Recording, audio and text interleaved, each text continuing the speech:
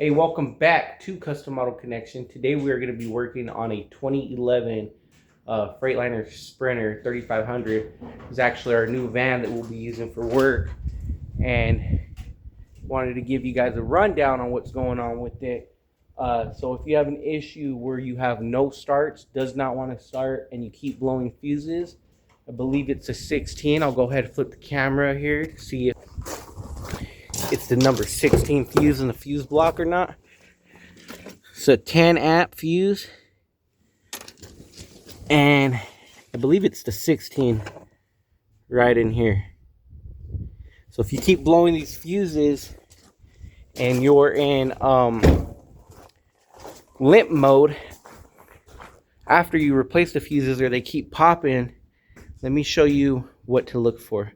So right under the van on this passenger side, I'm just gonna crawl down there, give you guys a rundown on what's going on. I got this one home on a temporary fix. Crawling right down the van. Bear with me, I'm not gonna edit this, so it is what it is.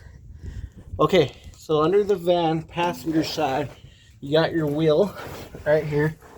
Passenger wheel, your little gap right there. Just come straight back. You have this flex pipe. Sometimes these flex pipes break right in here at this seam, or the seam down in here.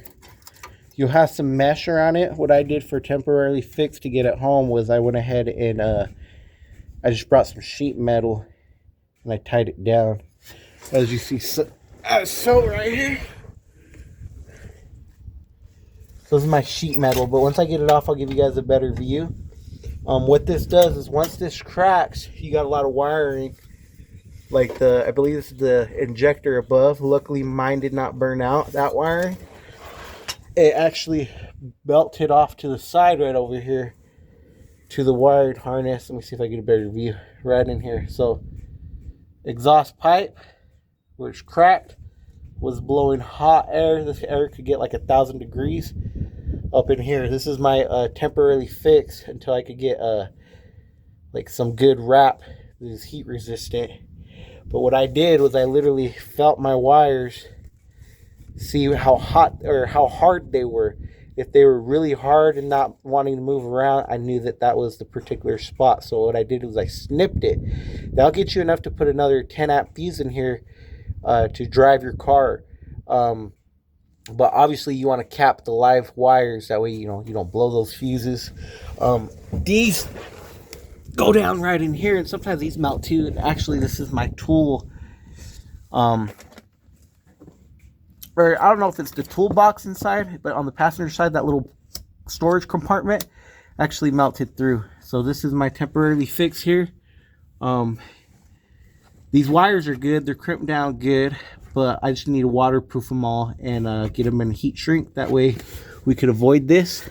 They lead to these sensors right in here, and that thicker wire harness sure leads to some other stuff. But if you just splice them in place right there, that will repair your issue, as long as you don't have melted sensors or anything like that. Goal today is to get this flex pipe. I just measured out the flex pipe on Amazon, and I'm not sure if this one's gonna work or not, because this is just a mesh style. It's not solid, so like when you hold it up in the air, you kind of see air go through it. So I might wrap sheet metal around that, or heat tape around that, see how we do. These were the tools that obviously you're gonna need to do those repairs on. Let me give you other symptoms on this van right here. So after I did snip those wires and put in the 10 amp fuse, I was able to drive this thing really far until basically it went through a whole drive cycle, which I would say was about 50 miles before the computers checked themselves. And there's knock sensors on that exhaust. So basically, if you don't know what a knock sensor is, just think about it as, broad terminology of a sensor. There's a sensor that's not getting enough reading from that exhaust, and it told the computer, hey, this exhaust has been tampered with. So then it put me in limp mode. I had like 16 starts until it completely put me into limp mode.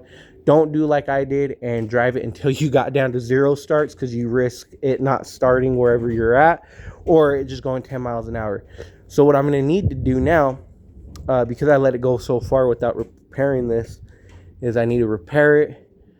See it, I got these clamps to see if this pipe is going to be good or not. Pretty confident in it. We'll see what it does. We'll see how much heat it gives off and everything. Kind of play around with it. But I use these clamps. I'm going to use these clamps rather than welding this one in place, just in case I need to get another pipe. I was having a hard time getting right now. It's February 2026. Having a really hard time on getting the part for that. It's going to take a while, and I need this van on the road for delivery we're going to pick up. So that's kind of the reason why we're going to roll with that in that type of a way. But yeah, just wanted to give you guys a rundown. We had a professional scanner in here. The 0 starts would be like right up in here, right after you start it. It'll tell you how many starts you have. So if you guys are dealing with that, I hope this helps. I'm going to go ahead and get this repaired. I might show you guys another video on it. But basically, just wanted to give whoever a heads up if they can't start their van and that fuse is popping, is look right there.